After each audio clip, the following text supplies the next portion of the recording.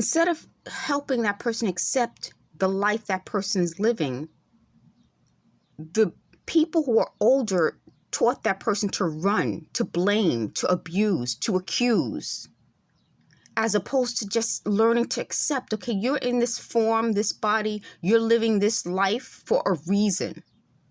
So that's why I don't want them in my life at all. The other point about that is they started talking about my old videos and how I didn't look attractive enough. That's what I'm saying. Nothing that they're saying is contradicting really what I've been saying.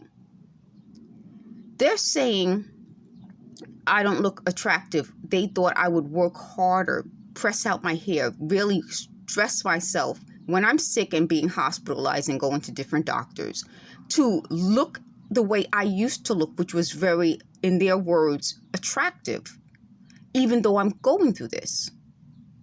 Let's say that one more time, and then I'm just going to leave it at that. They thought I would work harder than I am working now to look as attractive as I looked before I was going through this.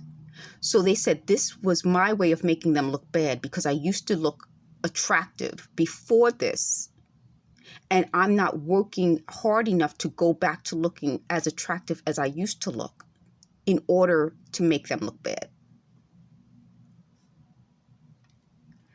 Okay, so let me then talk about not just the gang stalking, but what is important now. What's important now is that as we're working on making sure we can fight electronic harassment, gang stalking, keep exposing what's going on, talk to other people going through things. They are now suggesting things that, again, because of their narcissism, won't help anyone going through these things. I said in a previous video, it doesn't really help for me to comment things like, you know, that doesn't actually help someone as a victim. I'm finding a lot of us as victims, we are actually telling what helped us get through this.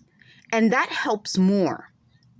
So I have a whole list of exercise, AI, health that helped me get through it.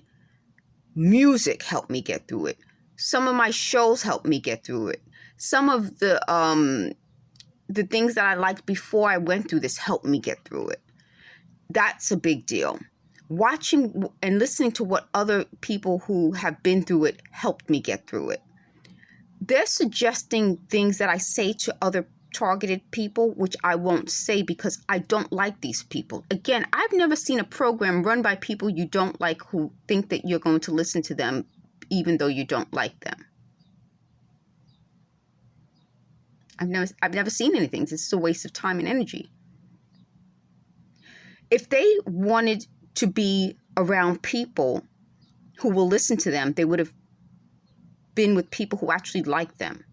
It's very hard. Like, you know, they talk about the fact that, you know, I had certain experiences in life, like, you know, being able to sell, being able to work in certain environments. But part of that was that even though they may not think those people liked me or appreciated my work, they did.